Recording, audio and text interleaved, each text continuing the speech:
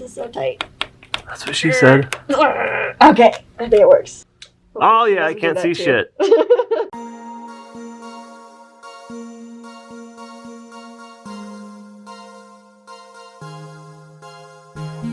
This room was very lived in, so this isn't going to be some blogger-esque normal room that turns into a gorgeous room.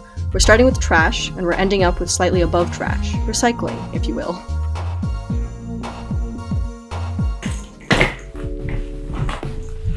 Hey my dudes, I'm Niba, and I just moved 3,000 miles during a worldwide pandemic. Did I want to do it? No. Would I recommend it to anyone else who's not going through a major emergency? No. I'm literally using 2 boxes as my desk right now, because my desk has yet to arrive. After spending the last 3 years in North Carolina, I am really excited to be back home here in San Francisco. North Carolina was a lot of things, but home was not one of them. Anyways, please enjoy this room makeover video by someone who literally just learned what spackle is.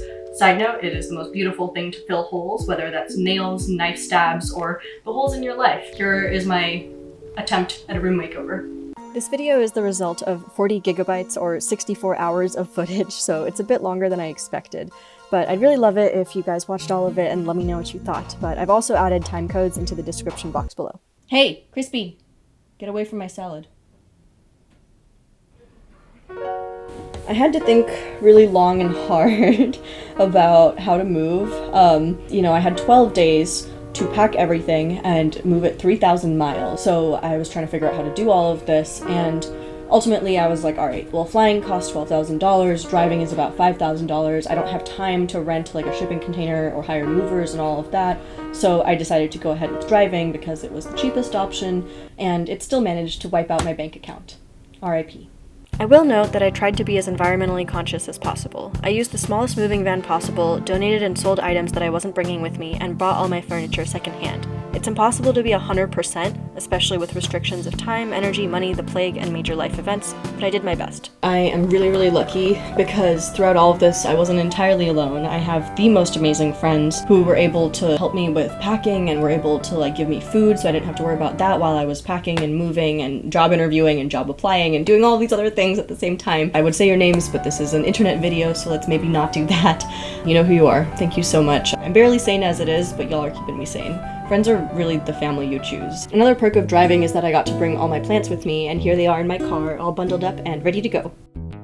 I left on a Sunday around 4 a.m., which is a shit time to wake up because it's not early enough in the night to justify staying up all night, but it's also not late enough in the morning to consider yourself sort of rested, which also meant that I was feeling too many ways about leaving Duke in North Carolina. Although my 3 years were kind of rough, I met some really amazing people, had some awesome science times, and I met the 2 most important loves of my life, my 2 cats. Bye, Crispy! I love you! Osmosis is like hiding way back there in the void.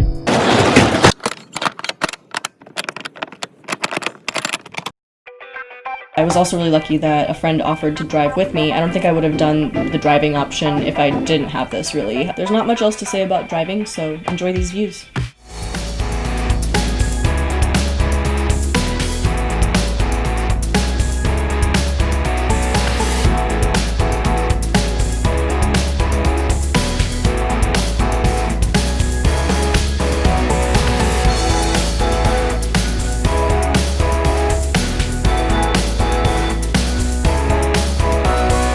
Finally got to California. This guy had a bit of a trouble. I was just hoping that half of these guys would make it. Looks like most of them did. Maybe not this guy or that guy back there, but we're gonna ignore those for now. Finding housing in the Bay Area is harder than reaching 100% completion on Skyrim. And when I say affordable, I mean like less than $1,000 because the average housing in SF right now is like 3.5K. I've been making less than $13 an hour for the past 3 years as a grad student, so I can't afford rice out here. There's a bunch of affordable housing Facebook groups and like underground networks of people offering affordable housing, but they all have like really extensive application processes, and I don't really want to be living with like 5 people and then a 6th person up in the attic. Yes, living in the attic is a very common Bay Area thing. Gentrification.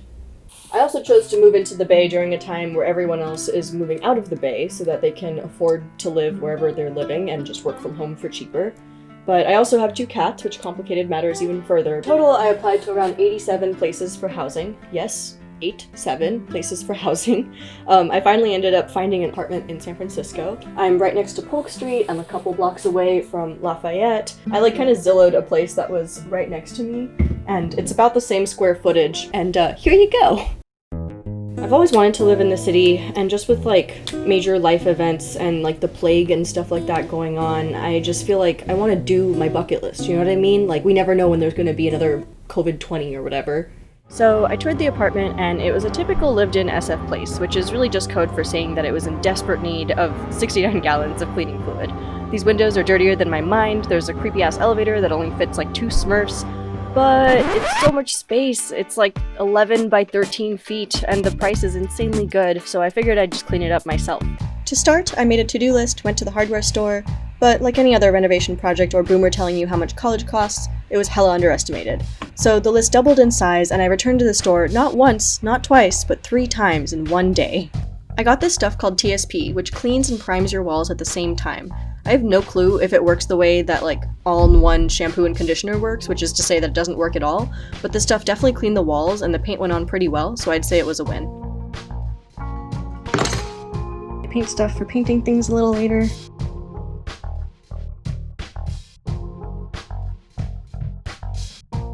I've never painted a wall before, so I was pretty excited to try this. But first, I needed to fill in all the holes in my wall, so it was spackle season. Stab wounds kind of freak me out a little bit.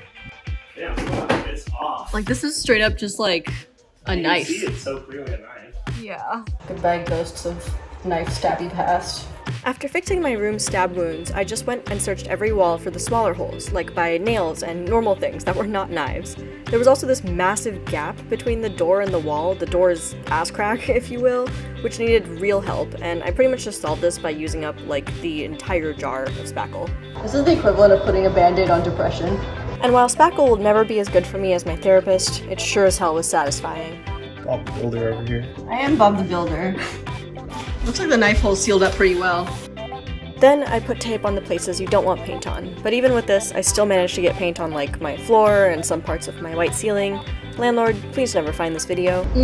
Cannot do this one-handed. That's exactly how you put a condom on. I painted with the exact same color because I did like the existing color, but it was super faded, and plus I didn't want to deal with painting it back the right color before I moved out.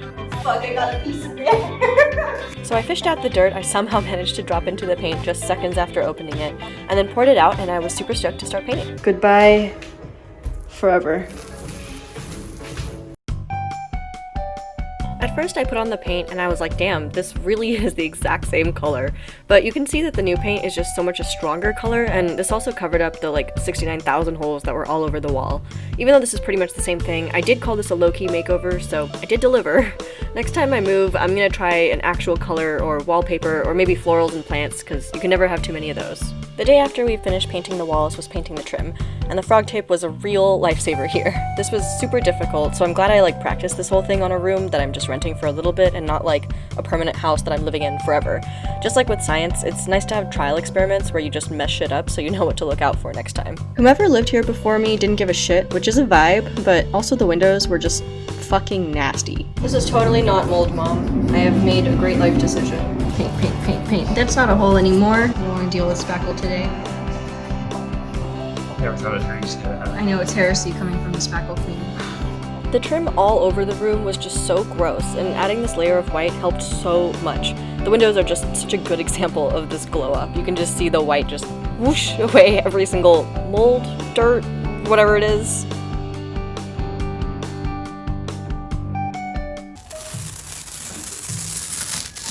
My friend and I waited a whole day for it all to dry before peeling off the tape, because we actually tried to remove it sooner and got some of the wet paint on the wall and had to cover that up. This shit was probably the most satisfying part of the whole experience, but I mean maybe second to only setting up the plants, but we'll get to that in a second. Oh! Satisfying grip. I got it all the way over there with the ceiling. Oh wow, all the way to the end? Yeah. After like 6 hours of scrubbing. There was paint on my body for a whole week after this. Next time I'll come with gloves and better footwear. It's like I have moldy socks, but they're just paint. For my bed frame, I decided to buy a loft bed frame from a literal child who had outgrown it, so this is clearly a great indication of me adulting. I'm literally double his age, but I gotta max out the space in my SF bedroom since my flat doesn't have a living room. Though I've never had a loft bed before, I've always wanted one for the cozy vibes, and plus I got this frame off Craigslist for 75 bucks. Like the floor of a frat house, there was random shit stuck to the frame, like sparkles and stickers and half a thing of Velcro. I spent 3 days of my life removing all of this and sanding it down so the paint would stick to it, and now I can see why Anakin Skywalker hates sand. It's coarse, it's rough, and worst of all, I honestly don't even think it made much of a difference in how well the paint stuck to the metal, so next time I'm just starting with the spray paint. The irony of me already having a bandage on my finger.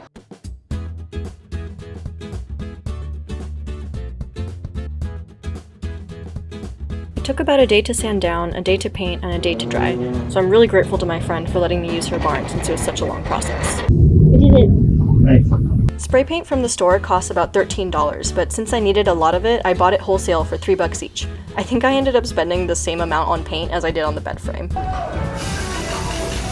Alas, paint fumes don't get you high, they just make you dizzy and mess up your lungs. We already gotta worry about that with COVID, so I 1. Painted in a big open area, and 2. Wore a mask the whole time.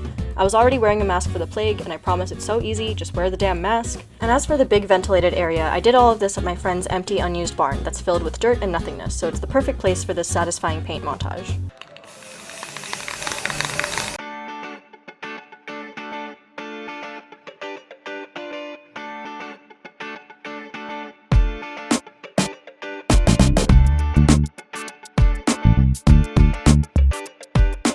Then we patted it like the first day of my period and transported it 100 miles into San Francisco. Any adulting points that I missed out on, I definitely gained back, because we assembled it without any instructions or even a photo of what it looked like before.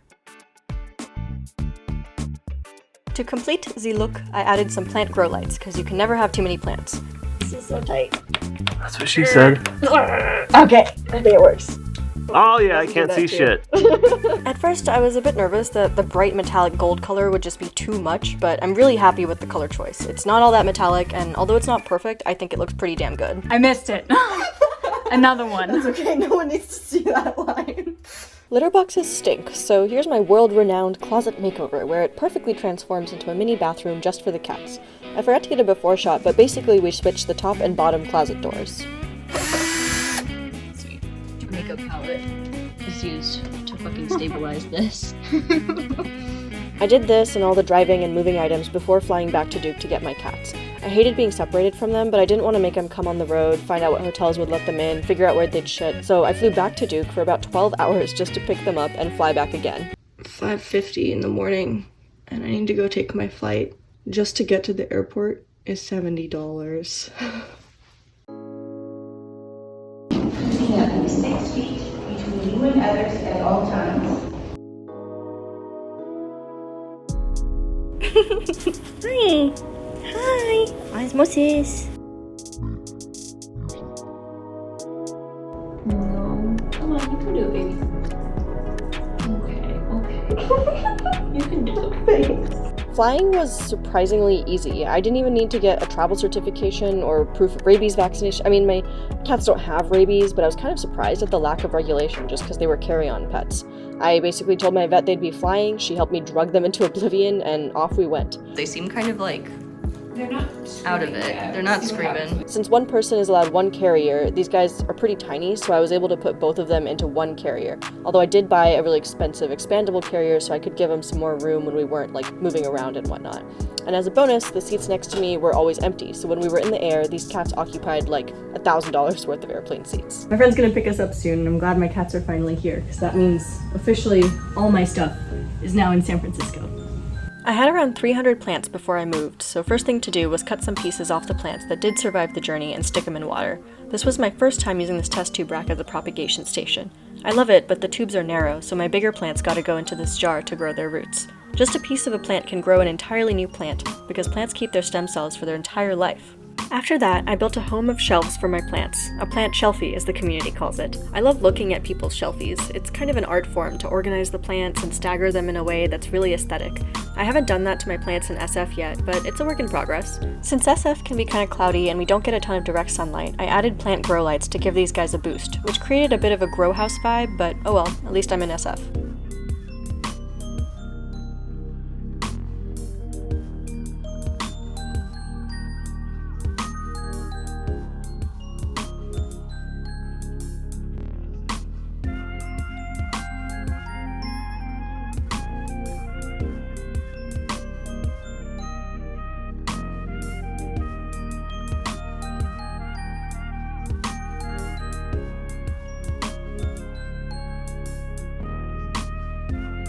I moved in about a month ago, and it was only today that I was able to finish unpacking all of my boxes. It's still kind of surreal to me that I'm living in SF and I'm back home in California, which was really not the plan a few months ago, but having these plants and cats around has made the place feel like home so much faster. In the interest of full transparency, because I've always liked it when people are upfront about the reality of life costs, here is the full breakdown of what I spent. For the room, it was about $225. Keep in mind that I bought a lot of things used, and I did all of this work myself with the help of a lot of friends.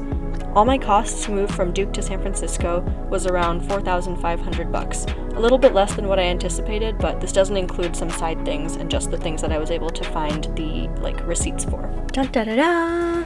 The final reveal! I am so happy with how much brighter the room looks and the overall just cozy vibe. It feels a bit like Indian Gold meets Plant Witch, and I'll probably add more plants too. I am so happy this dresser came with me from North Carolina. I am ridiculously attached to this gorgeous piece of furniture. I know cottagecore recently became a thing, but I'm gonna be that person and say that myself and a lot of people have been doing the style for a while, and honestly, I'm super stoked that it's gone mainstream. Now there's way more cool decorations and inspiration and aesthetics. It's just pretty fun. Here, I keep my never-ending supply of tea, my journal, my bujo, and general work stuffs. The only downside to my loft bed desk setup is I can't change the height of the desk, but luckily my legs fit just fine. For a little while, I had set up this cat tower using some boxes, but then, true to her DNA staircase name, Crisper the cat straight up learned how to climb the freaking human ladder, so I took it down. And there you have it. That's my room. Sorry this video got kinda long, so much has happened on top of 2020 just being, 2020. But things have finally calmed down a bit, so I'm excited to be back creating content and videos again. I've really missed this, and I hope you'll stick around and keep this bookmarked.